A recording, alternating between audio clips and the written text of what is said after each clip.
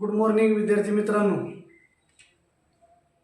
मी Chavan BS online शिष्यवृत्ती मार्गदर्शन वर्ग बीट डेबेवाडी मध्ये आपल्या सर्वांचं सहर्ष असं स्वागत करतो। आपण गेले महिना ते दीड महिना झालं प्रत्येक विषयाचं घटक वाईज तासिका आपण या ठिकाणी पाहत आहोत।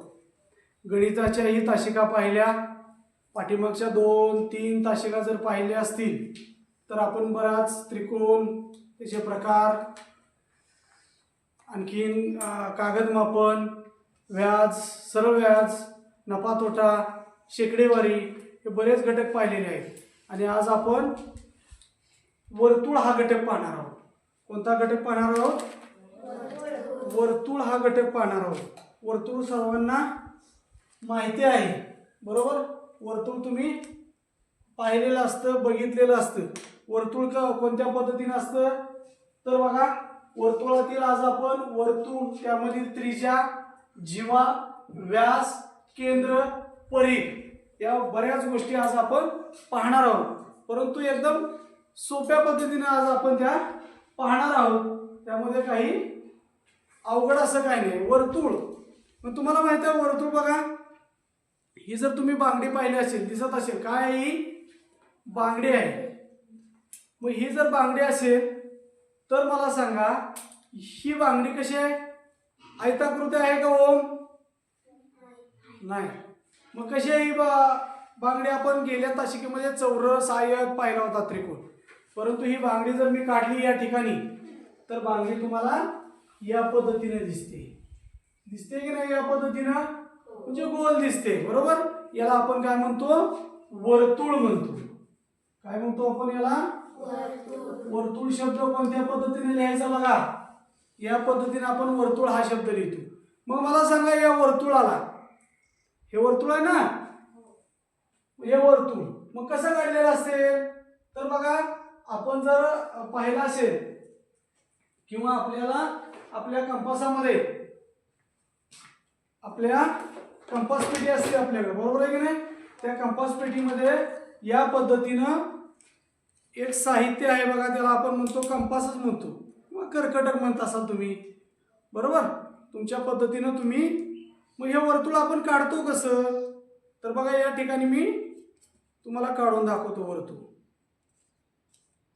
आपल्या बऱ्याच शाळेमध्ये हे साहित्य उपलब्ध असेल, शाळेमध्ये नसेल तर तुमच्या कंपासामध्ये असतं साहित्य, बरोबर? मग आपण काढतो कसं बघा, हे असं साहित्य असतं ना तुमच्या शाळेमध्ये, या पद्धतीचं साहित्य आहे, नसेल तर तुमच्या कंपास पेटीमध्ये आहे। मग आता आपण याच्या हे माप आपण पट्टीवर घेतो, बरोबर आहे की नाही?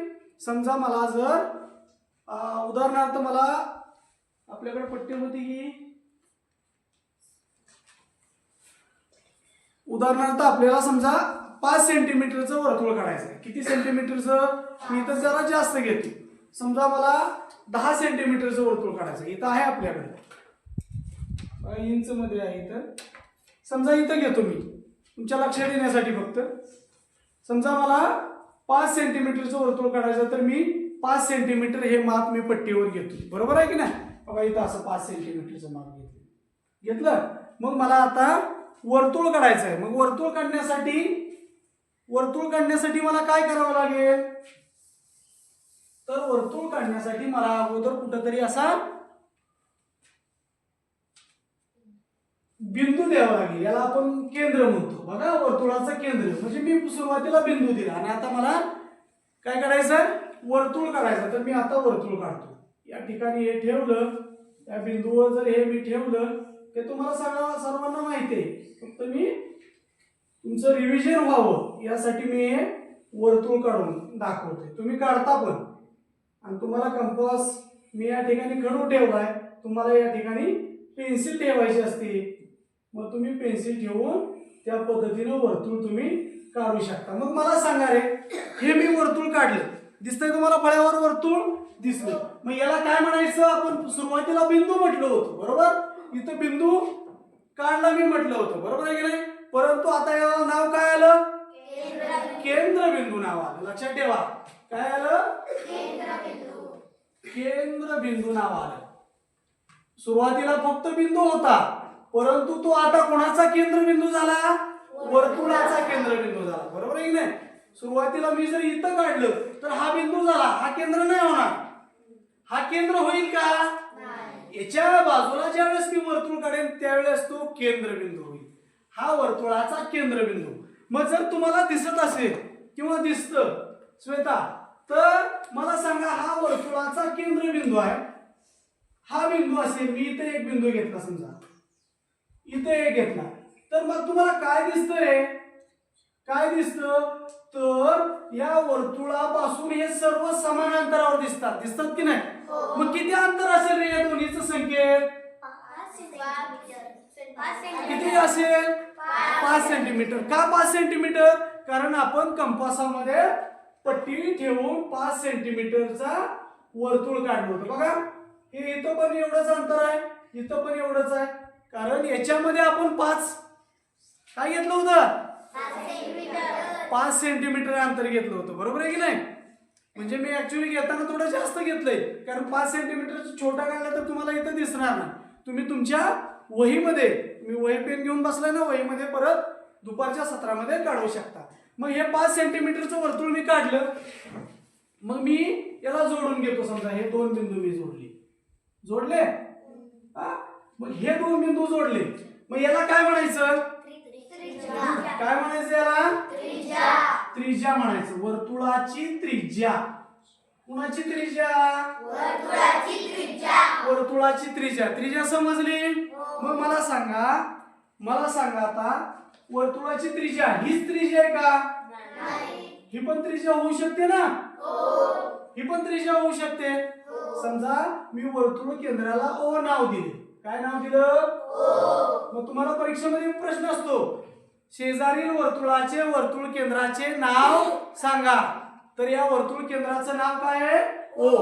इथं मी नाव दिलं ए, इथं बी. मग मला सांगा ओ ए हा रेषाखंड आहे ना? ओ ए. मग ही काय? ओ ए काय आहे? रेषाखंड. त्रिज्या. ही पण काय आहे? मग मला सांगा एका वर्तुळामध्ये किती त्रिज्या काढता येतील मला? बरोबर. एका वर्तुळामध्ये मला असंख्य, आता मी काढून दाखवत नाही, कारण मी इकडे काढून दाखवतो वाटलास तो. हा वर्तुळाचा केंद्र बघा, मी त्रिज्या किती काढू शकतो की नाही? असंख्य त्रिज्या काढू शकतो. पण मी एका वर्तुळात कितीही त्रिज्या काढल्या तर त्या त्रिज्येचं माप कसं असणार आहे? समान असणार आहे. बरोबर आहे की नाही? कारण आपण त्रिज्याच कशी काढली? वर्तुळचा केंद्रबिंदू आणि वर्तुळाचा परिघ. हे तुम्हाला माहिती आहे. वर्तुळाचा परिघ यांच्यावरील कोणताही एक बिंदू घेतला आणि तो जोडल्यानंतर काय तयार होते? त्रिज्या. बरोबर आहे की नाही? मग मला सांगा त्रिज्या किती काढता येतात? असंख्य. म्हणजे आपल्याला केंद्रबिंदू कळला, त्रिज्या कळली. बरोबर. आता आपल्याला शिकायचं व्यास. नंतर जीवा शिकू. जीवा. बघा, जीवा म्हणजे काय? जीवा बघा, हे मी असं काढतो, ही झाली जीवा. झाली का नाही जीवा? मग मला सांगा ही काय आहे एवढी? इथं नाव सी देऊ. ओ सी काय आहे? त्रिज्या. ओ ए काय आहे? पण ए सी काय आहे? व्यास आहे. काय? व्यास आहे. त्यालाच आपण जीवा पण म्हणू शकतो. बरोबर. ते मी सांगणार आहे. काय? हा व्यास आहे. बरोबर आहे की नाही? मग व्यास म्हणजे काय? वर्तुळाच्या परिघावरील, मी व्याख्या लिहून देणार नाही कारण आपला खूप वेळ जाईल. वर्तुळाच्या परिघावरील कोणतेही 2 बिंदू जोडणारी पण वर्तुळाच्या केंद्रबिंदूतून जाणारी रेषा म्हणजेच त्या वर्तुळाचा व्यास. काय? वर्तुळाचा व्यास. हिलाच आपण जीवा म्हणू शकतो. मी सांगतो कसं म्हणायचं. हिलाच आपण जीवा पण म्हणू शकतो. बघा, व्यास म्हणजे काय कंडिशन आहे? वर्तुळाच्या कुठून गेला पाहिजे? तो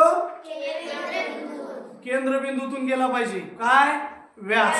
बघा, मग मला सांगा आता व्यासाचं शिकूया आपण. ही त्रिज्या आणि ही त्रिज्या, या दोन त्रिज्या मिळून काय तयार झाला? व्यास. मग मला सांगा व्यास हा त्रिज्येच्या बरोबर ना, ही एक त्रिज्या आणि ही एक त्रिज्या, त्रिज्या ओसी त्रिज्या ओए, या दोन त्रिज्या मिळून काय तयार झाला? म्हणून हा व्यास या त्रिज्येच्या दुप्पट असतो. समजा तुम्हाला त्रिज्या आपली माहिती आहे तुम्हाला 5 सेंटीमीटर आहे, मग व्यास किती होईल? बरोबर आहे 10 सेंटीमीटर. हे लक्षात ठेवायचं. ही झाली त्रिज्या, हा झाला व्यास. हे कन्फर्म लक्षात ठेवायचं. किंवा कधी कधी काय करतील, एका वर्तुळाचा व्यास 10 सेंटीमीटर आहे तर त्रिज्या किती? 5. बरोबर ना, म्हणजे हे लक्षात ठेवायचं त्रिज्येच्या दुप्पट व्यास असतो. त्रिज्या 10 असेल तर व्यास 20, त्रिज्या 50 असेल तर व्यास 100, व्यास 50 असेल तर त्रिज्या 25. म्हणजे एवढं लक्षात ठेवायचं. याच्यावरून तुमच्या पटकन लक्षात येतं त्रिज्येच्या दुप्पट व्यास असतो. बरोबर आहे का? हे झालं. त्रिज्या किती काढू शकतो? असंख्य. मग मला सांगा व्यास किती काढू शकतो मी? व्यास पण असंख्य काढणार आहे. इथं दाखवतो मी तुम्हाला. हा केंद्रबिंदू. व्यास म्हणजे काय? तो कुठून गेला पाहिजे? वर्तुळाच्या परिघावरील कोणतेही दोन बिंदू जोडणारी व वर्तुळाच्या केंद्रबिंदूतून जाणारी रेषा म्हणजेच व्यास. त्या वर्तुळाचा व्यास मी काढू शकतो ना, किती काढू शकतो. मग मला सांगा एका वर्तुळामध्ये मी व्यास किती काढू शकतो? असंख्य. कितीही न मोजता येतील तेवढे व्यास काढू शकतो मी. बरोबर आहे का? त्रिज्या पण काढू शकतो. आता पुढचा घटक आहे जीवा. काय आता पुढचा घटक? जीवा.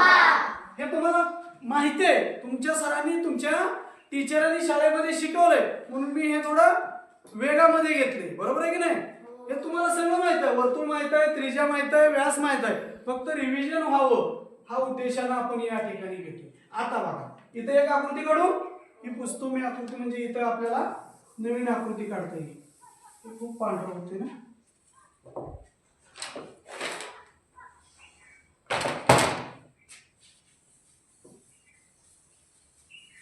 बघा मी इथे एक आकृती काढतो.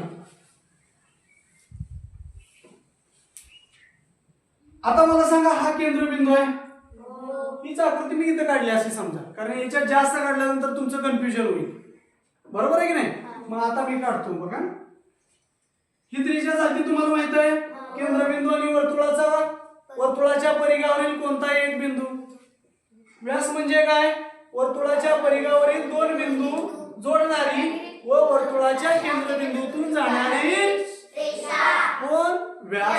आता जीवा, हिला आपण जीवा म्हणू शकतो. फक्त काय? वर्तुळाच्या परिघावरील कोणतेही दोन बिंदू जोडणारी रेषा म्हणजे जीवा. बरोबर लक्षात येते का? बघा तुमच्या मी इथं जीवा काढली. हे पण काय आहे? म्हणजे जीवा आणि व्यास यामध्ये फरक काय आहे? तर जीवा आणि व्यास हा केंद्रबिंदूतून जातो. जीवा केंद्रबिंदूतून जाण्याची आवश्यकता नाही. बरोबर आहे. आणखी जीवा मी कुठे काढू शकतो? इथं काढू शकतो. आणखी कुठे काढू शकतो? इथं इथं इथं उभी काढू शकतो. काढू शकतो ना उभी पण काढू शकतो. मग मला आता सांगा इथं पण काढली जीवा. मग मला सांगा रे आता मी काय काढलं? काय काढलं? मग ही जीवा नाही का? आहे ना जीवा ती पण. बरोबर आहे की नाही? मी जीवा काढत गेलो 1 2 3 4 आणि परत कुठं आलो? शेवटी केंद्रबिंदू जवळ आलो, तिथून पण काढली. मग ही जीवा, ही पण जीवा आहे ना? जीवा आहे की नाही तो? पण ही जीवा आहे. पण मला सांगा रे आता बघा ही जीवा एवढी, त्याच्यापेक्षाही मोठी, त्याच्यापेक्षाही मोठी, त्याच्यापेक्षाही मोठी, परत त्याच्यापेक्षा मोठी, परत त्याच्यापेक्षा छोटी छोटी छोटी. मग मला सांगा सर्वात मोठी जीवा कोणती दिसते तुम्हाला इथं? केंद्रबिंदूतून जाणारी. बरोबर आहे. बघा इथं पण लक्ष द्या. छोटा काढतो. हा केंद्रबिंदू. मग मला सांगा रे, सगळ्यात मोठी जीवा तुम्हाला कोणती दिसते? ती दिसते ना? मग केंद्रबिंदूतून जाणारी जीवा म्हणजेच गुड. केंद्रबिंदूतून जाणारी जीवा म्हणजेच व्यास. मग आता माझ्या प्रश्नाचं उत्तर द्या. सर्वात मोठी जीवा ही व्यास असतो. बरोबर आहे की नाही? बघा इकडे आदिती जीवा काढली, जीवा जीवा, मग यातली सगळ्यात मोठी जीवा तुम्हाला हेच दिसणार आहे. बरोबर आहे की नाही? सर्वात मोठी जीवा व्यास असतो. मग मला सांगा आता, हा व्यास, ही जीवा, हा जीवा पण आहे आणि व्यास पण आहे. सर्वात मोठी जीवा म्हणजे व्यास असतो. मग मला सांगा, व्यासाला किंवा व्यासला आपण जीवा म्हणू शकतो का? म्हणू शकतो. कारण जीवा म्हणजे काय? वर्तुळाच्या वर्तुळाच्या परिघावरील कोणतेही दोन बिंदू जोडणारी म्हणजे जीवा. पण मला सांगा, प्रत्येक जीवेला आपण व्यास म्हणू शकतो का? नाही. प्रत्येक जीवेला आपण व्यास म्हणू शकतो का? नाही म्हणू शकत ना. कारण व्यास, कंडिशन काय व्यासची? तो कुठून गेला पाहिजे? वर्तुळाच्या केंद्रबिंदूतून. मग सगळ्या जीवा वर्तुळाच्या केंद्रबिंदूतून जातात का? म्हणून प्रत्येक जीवेला आपण व्यास म्हणू शकत नाही. परंतु व्यासाला आपण जीवा म्हणू शकतो. त्रिज्या किती काढू शकतो एका वर्तुळात? गुड. व्यास आता जीवा असंख्य काढू शकतो. बरोबर आहे की नाही? त्रिज्या असंख्य काढू शकतो, जीवा असंख्य काढू शकतो, व्यास आता लक्ष द्यायचं. मग मला सांगा, आता तेच रिपीट करणार आहे आपण. त्रिज्येच्या दुप्पट व्यास. सर्वात मोठी जीवा सर्व जीवा व्यास असतात का? नाही. सर्व जीवा व्यास नसतात. त्रिज्या कुणाला म्हणायचं? वर्तुळाचा केंद्रबिंदू आणि वर्तुळाच्या परिघावरील कोणताही एक बिंदू यांना जोडणाऱ्या रेषेला त्रिज्या म्हणायचं. 2 नंबर व्यास कशाला म्हणायचं? वर्तुळाच्या परिघावरील कोणतेही दोन बिंदू जोडणारी आणि वर्तुळाच्या केंद्रबिंदूतून जाणारी रेषा म्हणजेच व्यास. जीवा कशाला म्हणायचं? वर्तुळाच्या परिघावरील कोणतेही दोन बिंदू जोडणारी रेषा म्हणजेच जीवा. व्यास आणि जीवा वर्तुळाच्या केंद्रबिंदूतून जातो तो व्यास आणि वर्तुळाच्या परिघावरील कोणतेही दोन बिंदू जोडते ती जीवा. कन्फ्युजन करायचं नाही. मग मला सांगा, त्रिज्या किती काढता येतात? असंख्य. व्यास किती काढता येतात? असंख्य. आणि जीवा पण आपल्याला असंख्य. सर्वात मोठी जीवा व्यास असतो. ओके.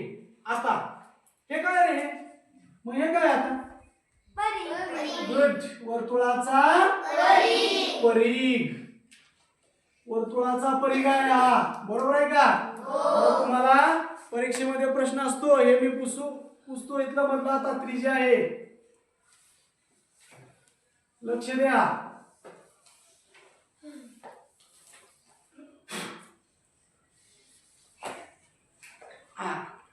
हा वर्तुळाचा केंद्रबिंदू आपला ओ. ओके. मी आता इथे एक बिंदू काढला डी, इथे काढला एन, इथे काढला झेड, इथे काढला एम. मग काय सांगा, वर्तुळाच्या परिघाच्या आत असणाऱ्या बिंदूंना काय म्हणायचं? वर्तुळाचा अंतर्भाग.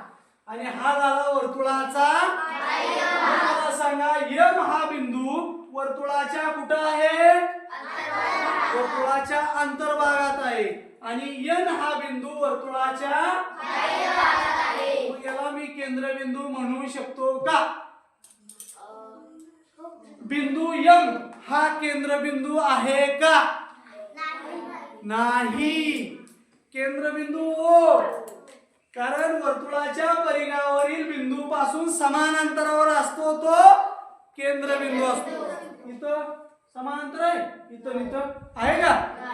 मग याला केंद्रबिंदू म्हणू शकतो का? नाही. हा केंद्रबिंदू आहे. मग बाह्य भाग अंतर्भाग कळला? वर्तुळाच्या परिघाच्या आत असेल तो वर्तुळाचा अंतर्भाग आणि बाहेर असेल तो वर्तुळाचा बाह्य भाग. परीक्षेमध्ये प्रश्न असतो, झेड हा बिंदू वर्तुळाच्या टिंबटिंब भागात आहे, वर्तुळाच्या बाह्य भागात आहे. आता याच्यावरून दुसरं, आता ते पुसतो मी, हे बिंदू पुसून टाकतो. दुसरा एक आहे कन्सेप्ट सांगू, हे वर्तुळ पण पुसून टाकतो, हे बाकीचं ठेवतो. म्हणजे आपण काय काय शिकलो आता? त्रिज्या झाले, जीवा झाली, व्यास झाला, केंद्र झाला, परिघ राहिला. परिघ राहिला बघा, परिघ मोजायचा कसा? मग समजा मी आयत काढला, आयत काढू, आयत काढला काय? मग हे जर मला मोजायला सांगितलं तर मी पट्टीने मोजू शकतो ना. याची लांबी मोजू शकतो, रुंदी मोजू शकतो. मग या वर्तुळाची कशी मोजणार? धाग्याने मोजू शकतो ना. कसं? बघा इथं हा वर्तुळ आहे समजा, आहे ना वर्तुळ. मग मी याची लांबी कशी मोजू शकतो? यालाच काय म्हणतो? परिघ. बघा कशी मोजू शकतो मी.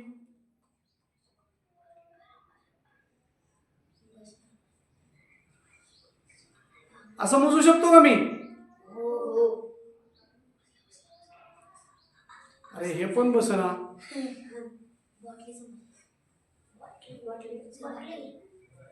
ओके बसलं हा का? हा बसलं का? मग एवढा आलं म्हणजे हा झाला वर्तुळाचा परिघ. मग मी ह्या पट्टीवर मोजू शकतो ना, असं मोजू शकतो का पट्टीवर? मग मला सांगा, मी जर मोजलं तर मला जवळजवळ 6 सेंटीमीटर भरलं. किती भरलं? 6 सेंटीमीटर. दिसलं ना तुम्हाला? बघा इथं 6 दिसते. मग 6 सेंटीमीटर भरलं म्हणजे या वर्तुळाचा परिघ किती आहे? 6 सेंटीमीटर.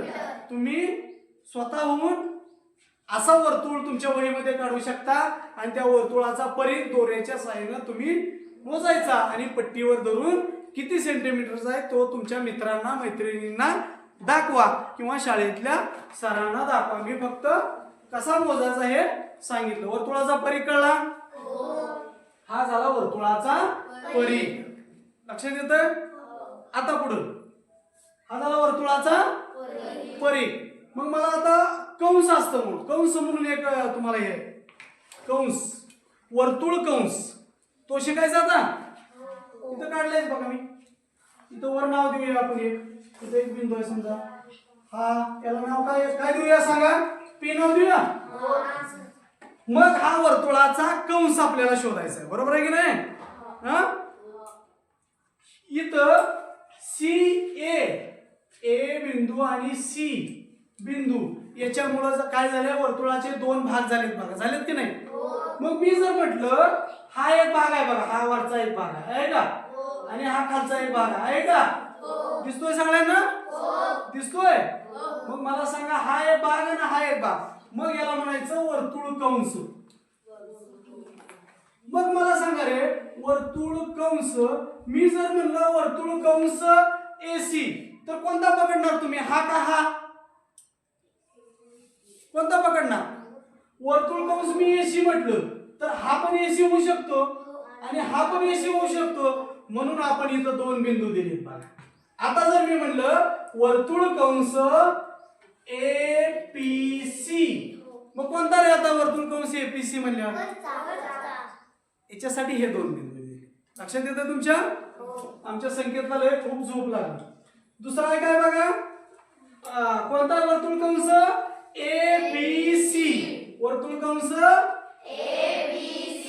एबीसी. हा झाला खालचा वर्तुळ कंस. म्हणजे हे पण वर्तुळ कंस तुम्ही आठवणीत ठेवू शकता. या पद्धतीनं तुम्हाला ते आठवणीत ठेवणं गरजेचं आहे. मग काय काय शिकलो आता सांगा? किती वेळ गुड आहे आपल्याकडे? आणखी 10 मिनिटं वेळ आहे, तोपर्यंत आपण शिकून घेऊया. लक्षात घ्या. आता याचंच रिव्हिजन करायचं आपल्याला. एक उदाहरण हे पुसून टाकतो आता सगळंच, कारण सगळं जर तुम्हाला फळ्यावर एकदम दिसलं तर सगळं कन्फ्युजन होणार. काय काय शिकलो सांगा.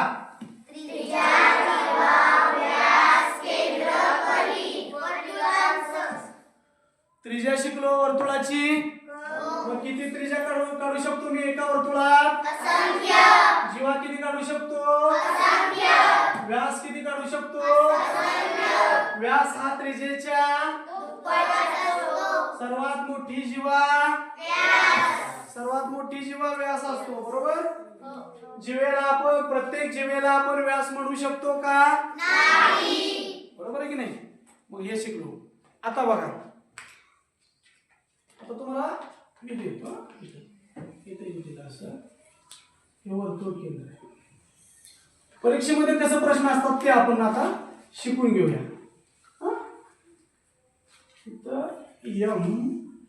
एम. मग परीक्षेमध्ये काय विचारतात? शेजारील आकृतीत बघा, शेजारील आकृतीत त्रिज्येचं नाव सांगा. ओए. अजून नाही का? एकच त्रिज्या या वर्तुळात मी काढलेली. ओबी आहे आणि ओपी पण आहे. तिलाच आपण पीओ पण म्हणू शकतो. आणि चौथा पर्याय देतील तुम्हाला सर्व पर्याय बरोबर. मग तुम्ही म्हणणार फक्त एकच एओ. मग प्रश्न चुकला का बरोबर आला? मग आता मला सांगा, शेजारील आकृतीतील जीवेचं नाव सांगा. जीवा. पीओ. जीवा ही पीओ. यमियन. जीवा एका जीवा आहे का? पीबी पण जीवा आहे ना. जीवा पीबी. आता मला व्यास सांगा. व्यास पीबी. अजून एक आहे का? हा नाही का व्यास? नाही व्यास. हा व्यास नाही का? एमियन नाही. कोणतर आहे म्हटलं. व्यास कुठून गेला पाहिजे? केंद्रबिंदूतून. व्यास केंद्रबिंदू. हा व्यास नाही. ही जीवा आहे, ही पण जीवा, हिला पण जीवा म्हणू शकतो. हा व्यास आहे पण हा व्यास नाही. हे कन्फर्म लक्षात ठेवायचं. जीवा म्हटलं, व्यास म्हटलं की तो केंद्रबिंदूतूनच गेला तरच आपण त्याला व्यास म्हणतो. आता दुसरा प्रश्न. या वर्तुळाची व्यास परीक्षेत येतं. या शेजारील आकृतीतील वर्तुळाचा व्यास 25 सेंटीमीटर आहे, तर त्या वर्तुळाची त्रिज्या किती? सांगा पटकन. शेजारील आकृतीतील आकृतीचा व्यास, समजा व्यास काय आहे? पीबी. पीबी ची लांबी 25 सेंटीमीटर आहे, तर त्रिज्या 12.5. म्हणजे कसं लिहितो आपण? दशांश अपूर्णांकात. मी शिकवलंय. 12.5 सेंटीमीटर या पद्धतीने प्रश्न येतो. कोणतर म्हटलं 100, ते 50 म्हटलं कोणतर. व्यास 25 म्हणल्यावर त्रिज्या 50 नाही. इकडे बघा. व्यास 25 आणि तुम्हाला विचारलं काय? 50. याच्या डबल व्हायला पाहिजे ना. इथं ही त्रिज्या, एवढी त्रिज्या आहे. व्यास 25 म्हटल्यानंतर त्रिज्या त्याच्या निम्मी 12.5. बरोबर आहे ना. याच्या निम्म करायचं. असं परीक्षेत प्रश्न असतात. फसवून तुम्हाला काय वाटलं? त्रिज्या दिली आणि व्यास विचारला. त्रिज्या 25 आहे आणि तुम्हाला वाटलं व्यास मग 50. तसं नाही. परीक्षेमध्ये दिलंय काय आणि विचारलंय काय? आपल्याला दिला होता व्यास, विचारली होती त्रिज्या. आणखीन बघा. आता कामाचा मुद्दा आहे. परीक्षेमध्ये येणारा प्रश्न घेऊया का? लगेच घ्यायचा? लगेच. मग मला सांगा. आता हे पुसतो मी. लास्ट 5 मिनिट राहिले आहेत ना आपल्याकडे? 5च मिनिटात घेऊया आपण. घेऊया.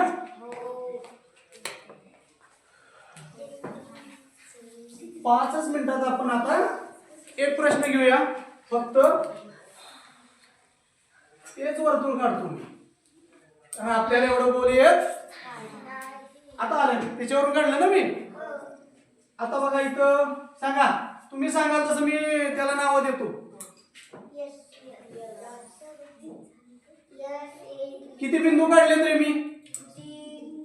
1 2 3 4 5 मग मला सांगा, मी 6 बिंदू काढलेत का? केंद्रबिंदू आहेत ते? मग कुठले आहेत ते बिंदू? वर्तुळाच्या अंतर्भागात आहेत का बाह्य भागात आहेत?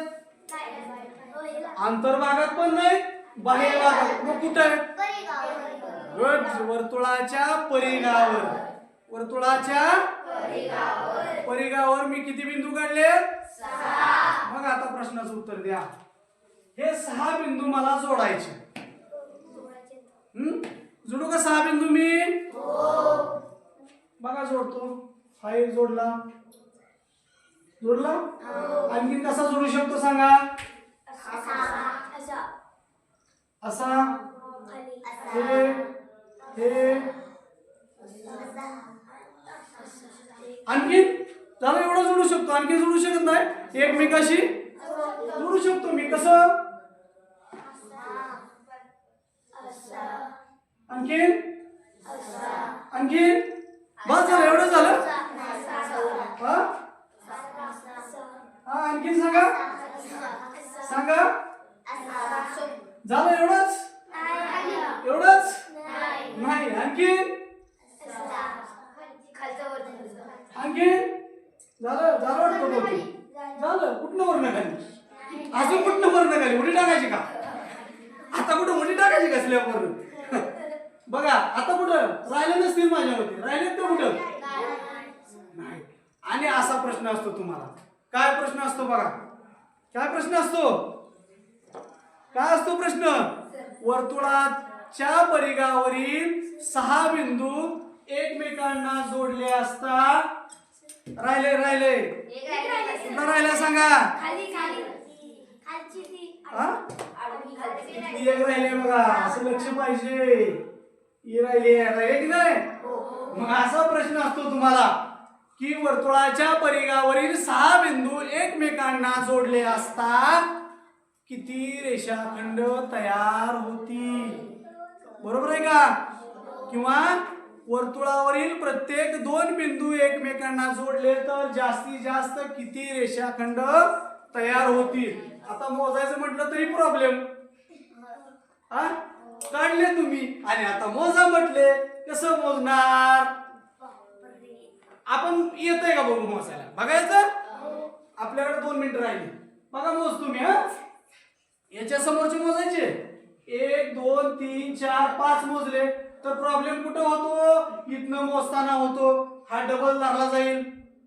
हा इथं पकडला ना आपण, इकडं पकडला, परत आपण इकडं पण पकडतो की नाही? बघा त्याच्यासाठी सूत्र आहे. छोटं घेऊ. इथं छोटं घेतो खाली, म्हणजे तुमच्या लक्षात येईल. झालं. लास्टच आहे आपलं. बघा मी फक्त 3 बिंदू घेतो. एक केंद्रबिंदूची आवश्यकता नाही आपल्याला. 2 3. आता सांगा किती होतात? 1 2 3. सांगा आता कुठे 4? किती झाले? 3 झाले. आता आणखीन बघा. 4 काढू. 1 2 3 4. आता सांगा 1 2 3 4 5 6 झाले. म्हणजे 6 रेषाखंड काढू शकतो मी जास्तीत जास्त. बरोबर. मग आता इथं कसं मोजणार? मोजता येत नाही. मग याच्यासाठी एक सूत्र आहे, ते मात्र तुम्ही लक्षात ठेवा. हे किती आहे बघा. आता याच्यापासून सुरुवात करू. किती होते? 3 होते. काय करायचं सांगतो? एकदम सोपं. इकडे समोर लक्ष द्यायचं. का माझा मुद्दा? हे जर मोजायला लावले परीक्षेत, 6 बिंदू दिले, कन्फ्यूज होणार ना आपण? 3 दिले मोजता येतील, 4 दिले मोजता येतील, 6 दिले, 7 दिले. 7 दिल्यावर तर जाळच तयार होणार ना. मग कामाचा मुद्दा पुढे बघायचं. बघा काय करायचं. बिंदू किती आहेत? 3. बोला. 3 लिहायचं. गुणुले त्याच्या पाठीमागची संख्या घ्यायची 2 भागिले 2 भागिले 2. आता आडवा भागाकार, मी काय म्हणलो होतो, आडवा भागाकार आपल्याला आला पाहिजे. बेक किती आलं मग उत्तर? आल्या का 3? आता 4चं सोडवायचं, परत मोजत बसायचं का?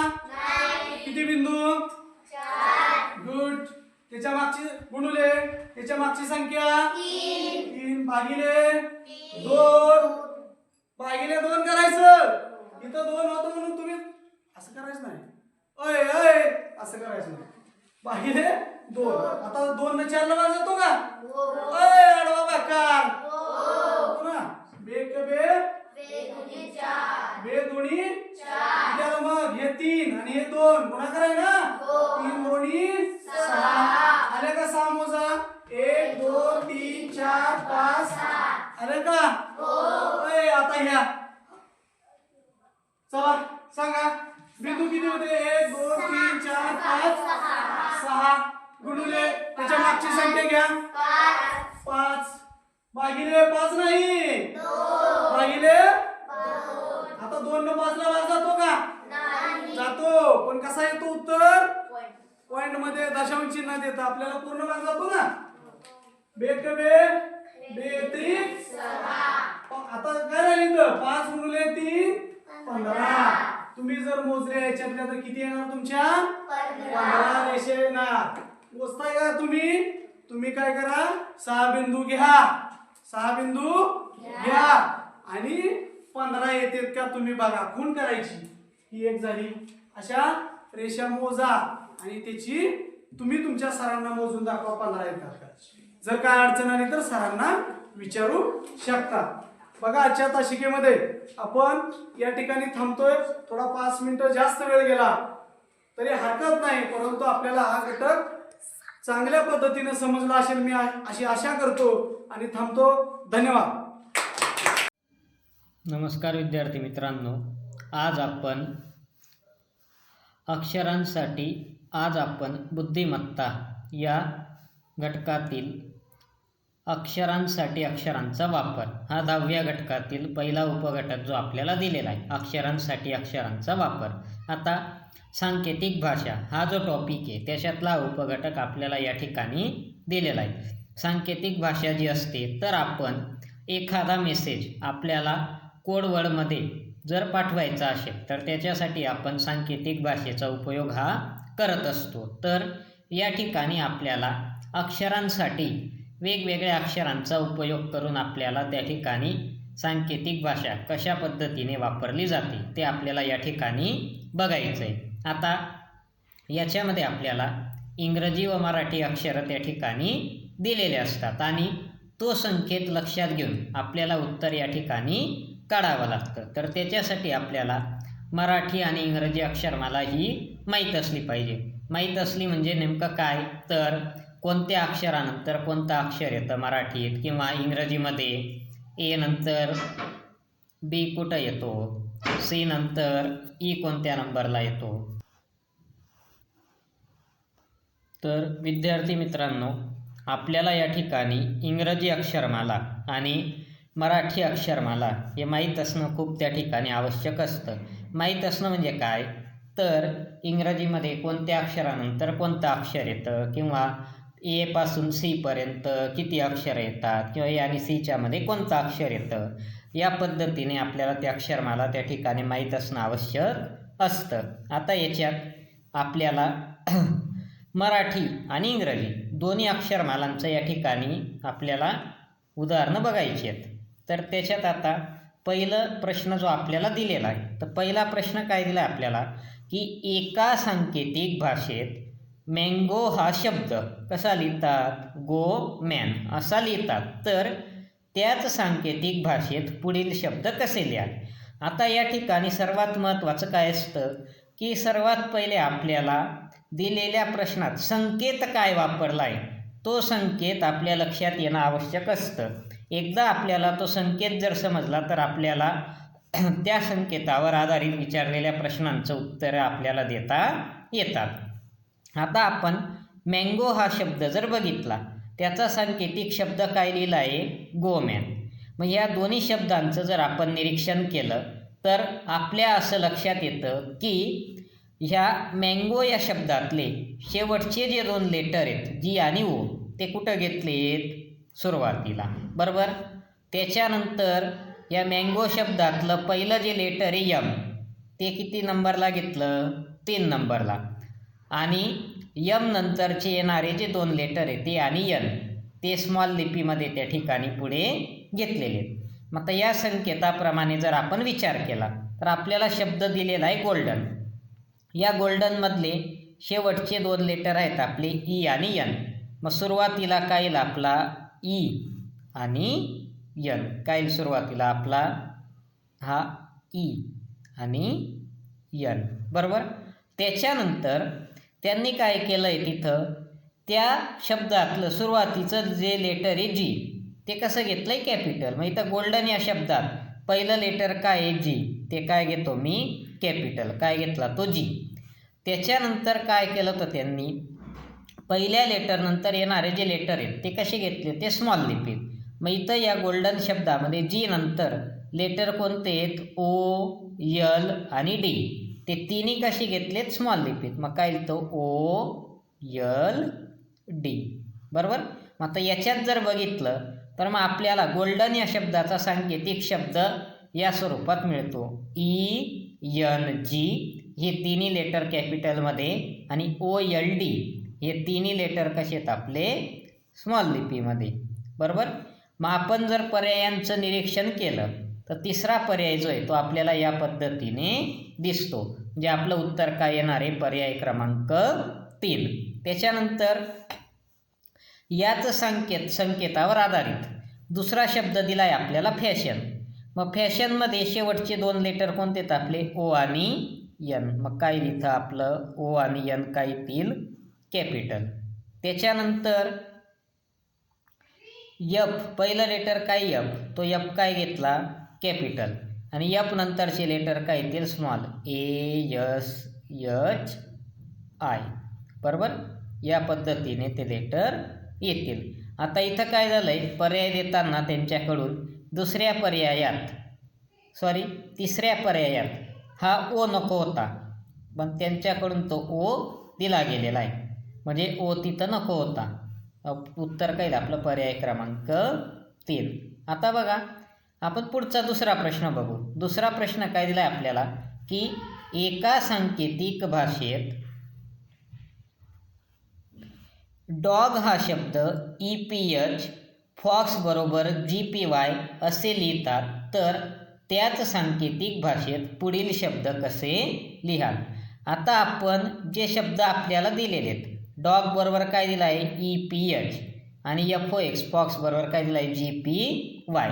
आता या 2 शब्दांचं जर आपण निरीक्षण केलं तर या निरीक्षणावरून आपलं असं लक्षात येतं की त्यांनी काय केलं आहे? संकेत लिहिताना ABCDमध्ये डीच्या नंतर कोणतं लेटर येतं? ई. म्हणजे डीच्या बदल्यात काय लिहिलं आहे? ई. ओ नंतर येतो पी, मग ओच्या बदल्यात लिहिलं पी. जी नंतर येतो एच, म्हणून जीच्या बदल्यात काय लिहिला? एच. तसं जिथं एफ नंतर येतो जी, मग जी लिहिला एफला. ओला काय लिहिला आहे? पी आणि एक्सला लिहिला आहे वाय. मग तसं आपल्याला शब्द दिला आहे लॉंग. मग आता लॉंग शब्दाचा जर आपण विचार केला तर ABCDमध्ये यल नंतर काय येतो? यम. मग यलसाठी काय येईल? यम. ओ नंतर येतो पी, म्हणजे ओसाठी झाला पी. यन नंतर काय येतो? यन नंतर येतो ओ, म्हणजे यनसाठी झाला ओ. जी नंतर काय येतो? एच, म्हणजे जीसाठी काय झाला? एच. म्हणजे लॉंग या शब्दाचा सांकेतिक शब्द काय झाला आपला? MPOH. काय झाला तो शब्द? MPOH. म्हणजे आपलं उत्तर काय येईल? पर्याय क्रमांक 3. त्याच्यानंतर आपल्याला बघा शब्द काय दिला आहे? सॉन्ग. आता सॉन्ग या शब्दासाठी संकेतांक तोच वापरायचा. काय? आपल्याला दिलेलं जे लेटर आहे त्याच्या पुढचं लेटर त्याच्यासाठी वापरायचं. मग यस नंतर काय येतो? इंग्रजी अक्षरमालेत टी, म्हणून यससाठी काय लिहिलं आपण? टी. ओ नंतर काय येतो? पी, म्हणून ओसाठी काय येईल? पी. एन नंतर काय येतो ओ, म्हणजे एनसाठी झाला ओ. जी नंतर येतो एच, म्हणजे जीसाठी काय झाला एच. म्हणजे आपल्याला सॉन्ग या शब्दाचा सांकेतिक भाषेतील शब्द काय मिळाला, TPOH. म्हणजे सॉन्ग हा शब्द आपण सांकेतिक भाषेत कसा लिहिणार, TPOH. म्हणजे आपलं उत्तर काय येईल, पर्याय क्रमांक 2. त्याच्यानंतर बघा पुढचा शब्द दिलाय आपल्याला फ्रॉग. मग आता इथं पण तोच संकेतांक वापरायचा. एफच्या पुढचं लेटर येतं जी, आरच्या पुढे येतो यस, ओ नंतर येतो पी, जी नंतर काय येतो एच. म्हणजे फ्रॉग या शब्दाचा सांकेतिक भाषेतील शब्द काय मिळाला आपल्याला, GSPH. म्हणजे GSPH हा काय झाला फ्रॉगचा सांकेतिक शब्द. मग पर्यायांमध्ये उत्तर कुठं दिलंय, GSPH, पर्याय क्रमांक 3. बरोबर.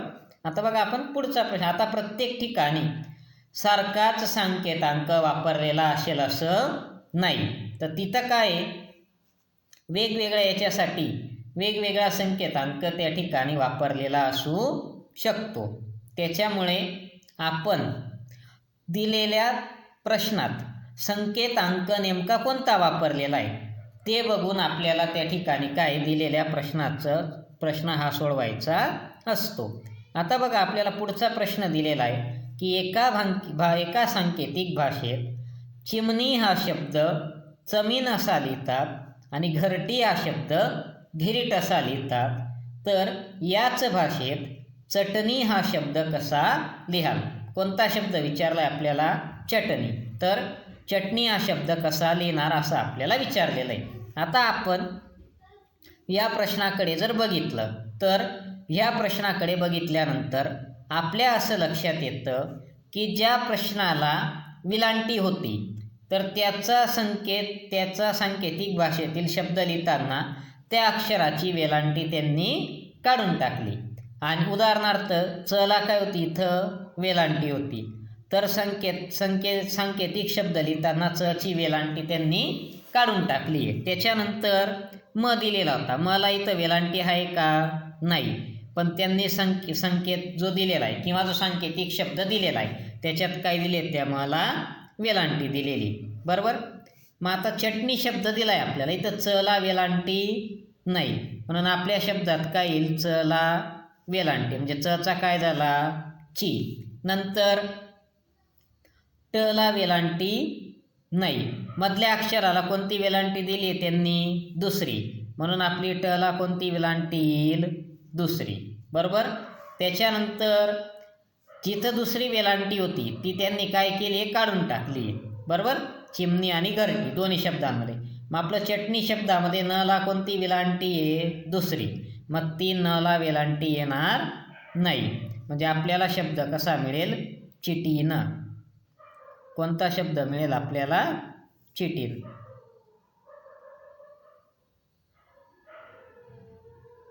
जे आपलं उत्तर काय येईल, पर्याय क्रमांक 3, चिटीन हा शब्द आपल्याला त्या ठिकाणी मिळतो. आता पुढचा प्रश्न बघू आपण काय बघितलं होतं की मराठी अक्षरांना मराठी अक्षरं, इंग्लिश अक्षरंसुद्धा त्या ठिकाणी वापरलेले असू शकतात. आता बघा इथं आपल्याला काय प्रश्न दिला आहे की एका सांकेतिक भाषेत ए बरोबर सी, ई बरोबर जी आणि पी बरोबर आर असेल, तर त्याच भाषेत बॅग हा शब्द कसा लिहाल. आता याच्यासाठी काय करतो, इथं ABCD लिहून घेतो. ABCD EFGHIJKLM आणि उलट लिहू NOPQRSTUVWXYZ. ही काय केली आपण, ABCD लिहून घेतली. आता आपण जर बघितलं तर ए साठी काय वापरलं आहे त्यांनी, सी. म्हणजे काय, ए आणि सी मधलं एक लेटर सोडून दिलं. म्हणजे ए साठी जे लेटर घेतलंय त्यांनी ते कसं घेतलंय, एक गॅप सोडून. पुढे ई साठी काय घेतला आहे, जी, म्हणजे मधला एक काय केला, सोडून दिला. पी साठी पीच्या पुढे काय तो क्यू, तो सोडून एक सोडून लेटर कोणतं येतं, आर, मग पी साठी काय घेतला, आर. मग त्याच भाषेत आपल्याला बॅग हा शब्द लिहायचं आहे. आता आपण जर बघितलं तर बॅग बी नंतर एक सोडून काय येतो डी, म्हणजे बी साठी काय येईल डी, बरोबर.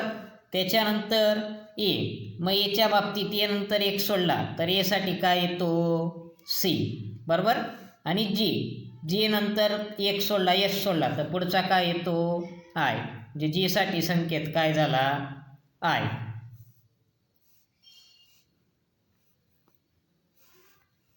जी साठी संकेत काय झाला आपला आय.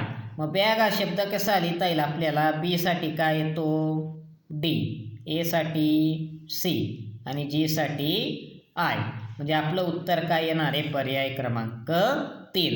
म्हणजे काय, प्रत्येक प्रश्नात संकेतांक जो आहे तो एकसारखाच दिलेला असेल असं नाही, म्हणून सर्वात पहिले तो संकेतांक नेमका आपल्याला काय दिलेला आहे तो लक्षात येणं आपलं गरजेचं असतं. तो संकेतांक जर एकदा आपल्या लक्षात आला तर त्याच्यावरून आपल्याला दिलेला प्रश्न हा त्या ठिकाणी सोडवता येतो.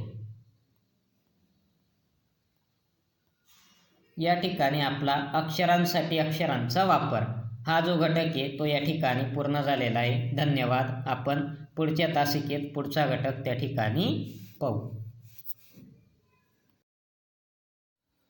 दिलेल्या घटकातील पुढील उपघटक आहे आपला अक्षरांसाठी अंकांचा वापर.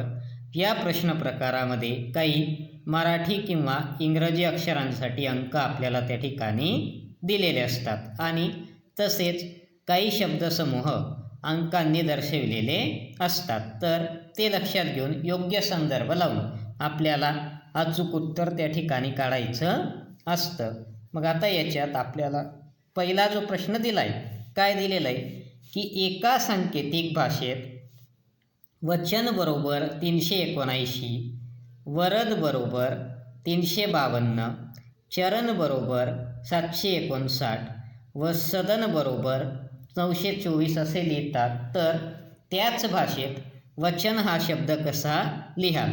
आता या ठिकाणी आपल्याला त्यांनी ऑलरेडी वचन बरोबर 379 देऊन टाकलंय आणि विचारलेलं सुद्धा काय की वचन हा शब्द कसा लिहाल, म्हणून इथं काय उत्तर 379. आपण पुढचा प्रश्न बघू. बघा पुढच्या याच्यात काय दिलं आपल्याला की एका सांकेतिक भाषेत गरम बरोबर 321, मकर बरोबर 134 व कसर बरोबर 435 असेल तर त्याच भाषेत मगर हा शब्द कसा लिहाल. आता येथे जर आपण विचार केला तर या ठिकाणी विचार करत असताना आपल्याला ज्या क्रमाने जी अक्षरं दिलेली आहेत त्याच क्रमाने संकेतांक असेल असं नाही. मग आता सगळ्यात पहिले आपण जे अक्षरं आपल्याला दिलेले तिथं अक्षर कोणकोणते दिलेत आपल्याला, ग, त्याच्यानंतर र, म, क आणि स. या अक्षरांसाठी कोणता अंक त्यांनी वापरलेला आहे ते आपल्याला या ठिकाणी पहिले शोधावं लागेल, बरोबर. मग ते शोधत असताना आता बघा पहिला दुसरा या दोन शब्दांमध्ये काय आलेला आहे म आलेला आहे, बरोबर. मग या दोन्ही ठिकाणी सारखा अंक कोणता दिसतोय. आता इथं बघा आता पहिले तिन्ही शब्दांमध्ये असणारा अक्षर शोधू. गरम, मकर आणि कसर या तिन्ही शब्दांमध्ये कोणता अक्षर सारखा आलंय र, बरोबर. मग तिन्ही ठिकाणी कोणता अंक सारखा दिसतोय आपल्याला, 3 अंक तिन्ही ठिकाणी आपल्याला दिलेला आहे, म्हणजे र साठी काय झाला आपला 3, बरोबर. त्याच्यानंतर आता म कुठं आला आहे पहिल्या आणि दुसऱ्या शब्दात. मग 3 सोडल्यानंतर पहिल्या आणि दुसऱ्या शब्दात कॉमन अंक कोणता आहे 1, म्हणजे म साठी काय झाला आपला 1. त्याच्यानंतर दुसऱ्या आणि तिसऱ्यामध्ये क सारखा आहे, बरोबर. मग दुसऱ्या आणि तिसऱ्यामध्ये 3 सोडला तर सारखा अंक कोणता आहे 4, म्हणजे क साठी काय झाला 4. मग आता पहिल्या शब्दात र साठी 3 लिहिला आपण, म साठी 1 लिहिला, मग ग साठी काय येईल 2. त्याच्यानंतर तिसऱ्या शब्दात क साठी 4 लिहिला, र साठी 3, स साठी काय आला 5. आता हे काय झालं आपल्याला, जेवढे अक्षर आपल्याला दिलेले आहेत त्या सर्व अक्षरांसाठी कोणता अंक येईल ते आपल्याला या ठिकाणी मिळालं. मग त्याच्यावरून आपण हा प्रश्न सोडवू. आता काय शब्द विचारला आपल्याला, मगर. म साठी काय आपला 1, ग साठी 2 आणि र साठी 3. म्हणजे मगर हा शब्द कसा लिहिता येईल आपल्याला 1, 2, 3 किंवा 123 या अंकाने आपल्याला मगर हा शब्द दाखवता येईल. त्याच्यानंतर पुढचा शब्द विचारला आहे आपल्याला सरक. बरोबर. आता स साठी काय आला आहे आपला 5, र साठी 3, क साठी 4. म्हणजे सरक हा शब्द कसा लिहिता येईल आपल्याला 534. त्याच्यानंतर पुढचा शब्द दिला आहे सकस. स साठी 5, क साठी 4 आणि स साठी परत 5. म्हणजे सकस हा शब्द कसा लिहिता येईल 545. त्याच्यानंतर कसम. क साठी 4, स साठी 5 आणि म साठी 1. कसम हा शब्द कसा लिहिता येईल मग आपल्याला 451. आणि पुढचा शब्द दिला आहे कसकस. मग क साठी काय आपला 4, स साठी 5 परत 4, क साठी 4 आणि स साठी 5. म्हणजे कसकस हा शब्द कसा लिहिता येईल आपल्याला 45. आता बघा पुढचा प्रश्न काय दिला आपल्याला की एका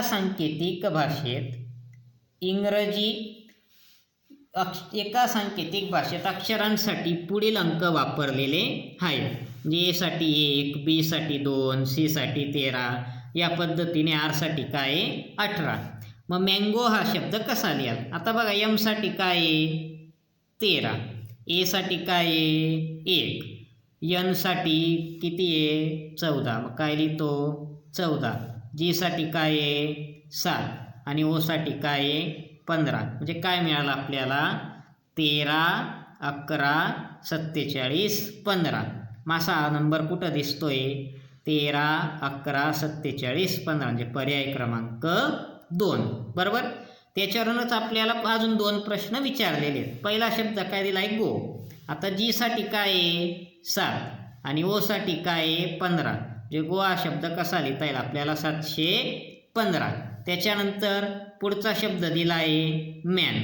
एम साठी काय आपला 13, ए साठी 1 आणि एन साठी 14. म्हणजे 13, 114 या पद्धतीने आपल्याला मॅन हा शब्द लिहिता येईल. त्याच्यानंतर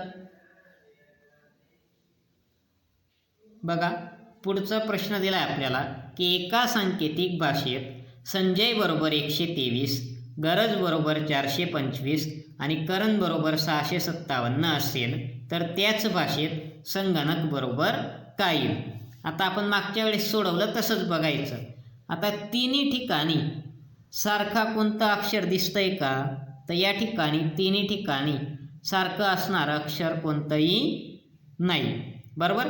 मग आता 2 ठिकाणी सारखं असणार. आता ज काय पहिल्या आणि दुसऱ्या ठिकाणी सारखा आहे.